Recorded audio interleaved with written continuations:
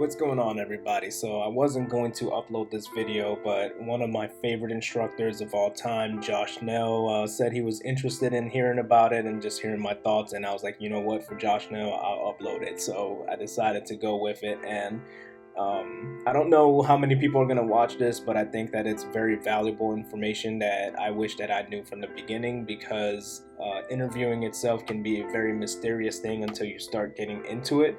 And the only thing that a lot of us learn is leak code and cracking the coding interview and all of this other stuff, but we're not really thinking about this other side of interviewing, which to me is just as important as your coding skills, and I'll go into it in a second. But soft skills, and most importantly, not just soft skills but feelings. And I know that it sounds weird to hear me say feelings, but I think that as developers, a lot of us tend to suck at it. A lot of us, and I don't mean that I expect you to like cry all the time, or get really poetic or stare at the sun, or whatever. I think that what it really means to be able to express yourself is very valuable. It means that you are able to express your opinions, you're able to express your ideas. And here's the thing. When a company puts out a notice saying that they're wanting to hire somebody for a particular position, they get thousands of people, sometimes just hundreds, but for the most part, like, you can assume that it's thousands of people who are just like you, if not better. I know that as far as I'm concerned, I think that I'm pretty good at what I do, but I know that there's better people out there. I know because I've met a lot of them at Lambda. A lot of them that are just start out already pretty amazing, and some of them will go through the web program and study all of CS on their own in like 2 days and just be amazing. There's a lot of people like that. So why would a company look at me to hire me? And the answer is probably around the realm of, because of my communication, because of how I express myself, and pretty much my soft skills. So things that I did in order to practice my soft skills was, one, being a TL. I think that was a huge advantage for me, because you're placed in front of a team where a lot of them at first, they're shaky, they don't know what to expect, and it becomes your job to kind of like just bring them along and make them feel welcome and communicate with them and let them know that you're open and able to talk, like they're able to talk to you. So being able to create that atmosphere is not easy, especially when you yourself are anxious. Maybe you have like social anxiety the way I do. I don't really do well when meeting new people, or at least I didn't. So far I've been okay. I can be a little awkward sometimes, but because of that experience and having to go through that, I think I was able to pull through pretty well during interviews. So being a TL was able to do that. Also being a TL was able to express really complex subjects and topics in easy to digest manner. So if you're talking about code, let's use something that's very complex and that a lot of people struggle with. So Redux. I've been asked in an interview multiple times how to explain Redux. Sometimes they'll give me a time limit. They'll just say like, all right, in 1 minute, explain Redux. And that's a really challenging thing to do. But the way that I like to explain Redux isn't by going through the Redux package and explaining all of Redux. I explain Redux in the way of what like a really high level, what are you expecting to achieve with it? Why are you using Redux to begin with? When would you not use Redux? Like, I think that being able to communicate those things can be very valuable. A lot of companies are going to hire you because they want to integrate you into a team. And if you can't really communicate very well, or you can't show like the person who you're talking to that you can communicate really well, then they're probably not going to be able to visualize you into that team. So communication is key. One way that you can do that is ask very meaningful questions during these interviews. When I first started interviewing, I didn't put a lot of thought into the questions that I asked them. And so, I would be asking like technical questions to a recruiter who probably had no background because I was too lazy to look the recruiter up or look the hiring manager up, and or whoever I was talking to at the time. That could be the HR person, and they give you a very cookie cutter answer because they don't really know. There's so much stuff that their company probably does that they don't 100% know. So asking them something like that might not be very favorable for yourself. Now, if I were to look up who I was speaking to, and let's just say that they're a recruiter for the company, and let's say that they've worked for this company for about 12 years. That's somebody that you can really ask them a lot of deep-rooted questions as to the company's culture, because they should be pretty knowledgeable about that. Like, what keeps them working there, other than having a steady income and all of that. If you stay somewhere for 12 years, there's a pretty good reason, why you're there, why you haven't looked at another place and stuff. So ask them questions like that. Ask them cultural questions. Now, if you are talking to somebody and you've looked them up and it shows that they have a technical background, maybe they're a director now, but before that they were like the senior developer, and before that they were like a front-end developer or whatever, then that person, you can probably ask them more deep-rooted questions. Like for me, when I got this job, one of the questions I asked was, what is your pull request process like at this job? And then at that point we were face to face, so he pretty much got up, grabbed the Sharpie, and just started drawing on the wall. And I got up along with him, and I'm standing right next to him as he's like walking through the steps. I asked him questions about things, asked for clarification, and I made sure that every time that I asked him something, I kind of injected myself into the situation. I was like, okay, so what you're saying is I would come over here, put a pull request right over here. So I'd have my stuff down, everything written out with comments and everything. And he's like, yeah. And then you would come over here.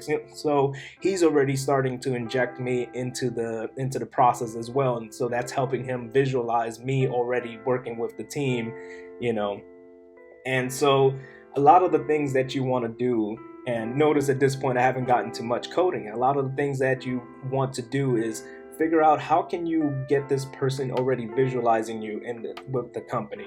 One of my favorite questions is to say, okay, let's say you hire me.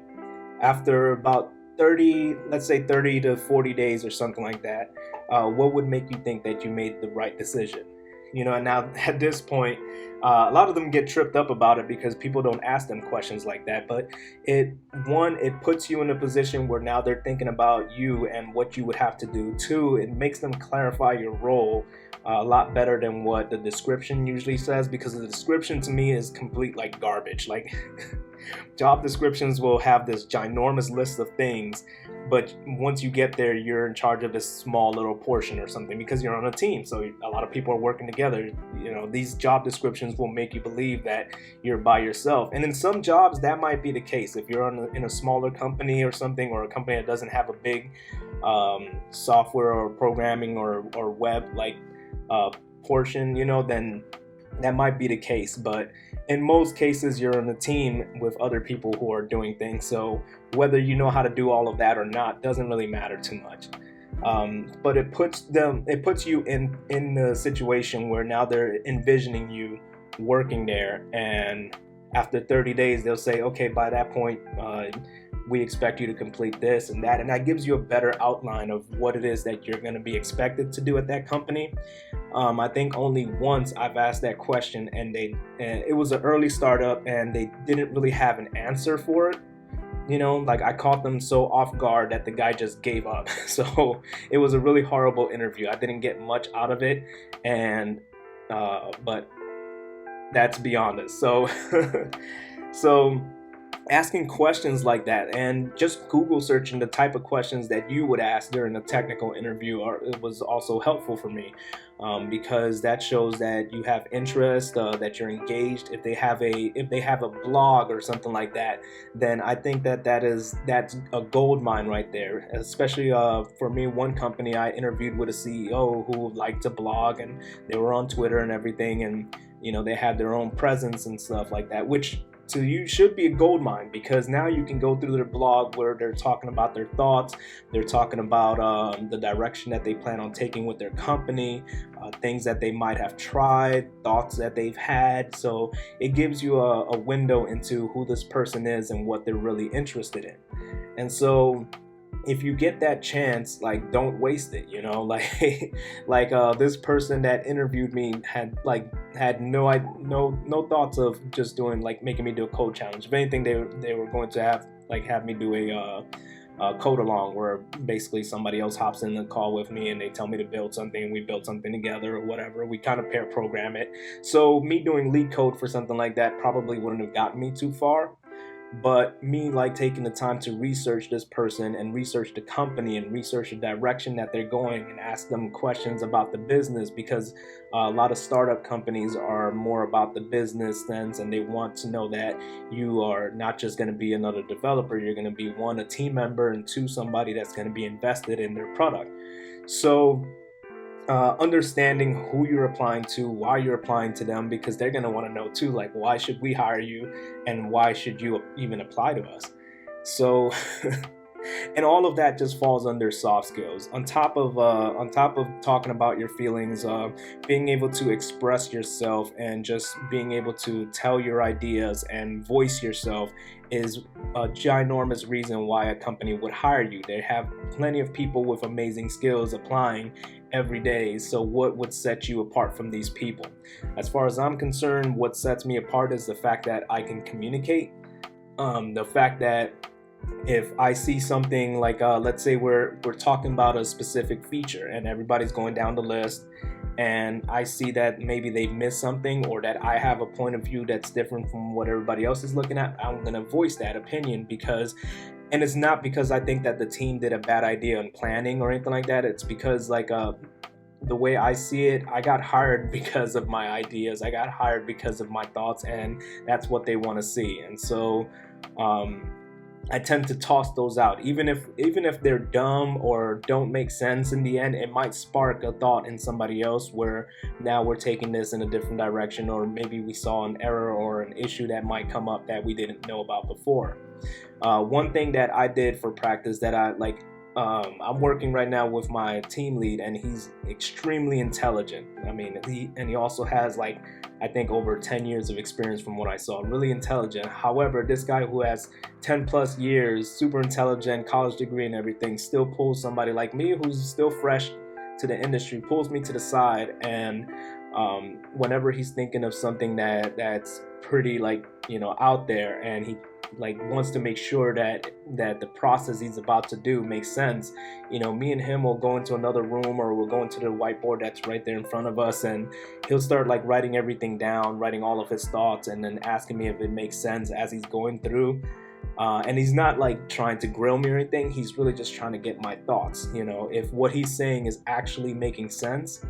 And then what I pretty much do is I basically ask what I consider to be stupid questions, and they're not really stupid questions. They're just things that me and him both know the answer to, because sometimes when you do that, I find that it helps you reorganize your thoughts, such as he's trying to build a route that does a specific thing. And I ask him, okay, so when you post this data to that route, and once you do that, it gets to the server does its thing, finds the data, brings it back.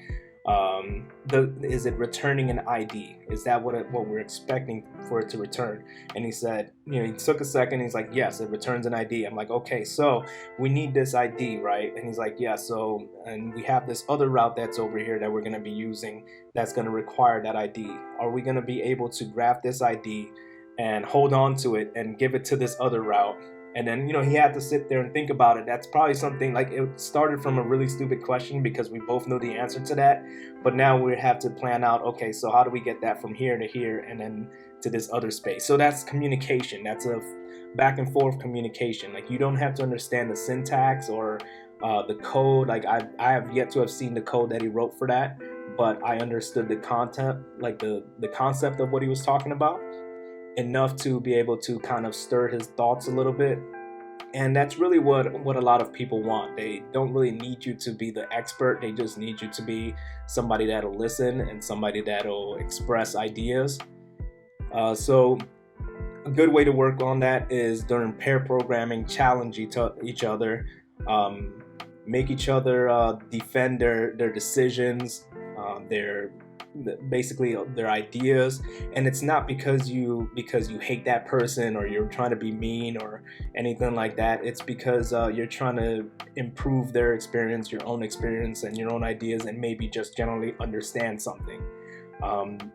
Like, I would love for everybody to simply just let go of the idea that your thoughts are stupid or that your thoughts are not worth mentioning, because I think that builds up into your head, and eventually, like, you spend an entire hour where you don't say anything, and that single thought that you probably thought was meaningless could have been like something that the rest of your team didn't think about, that may have helped them build a better product.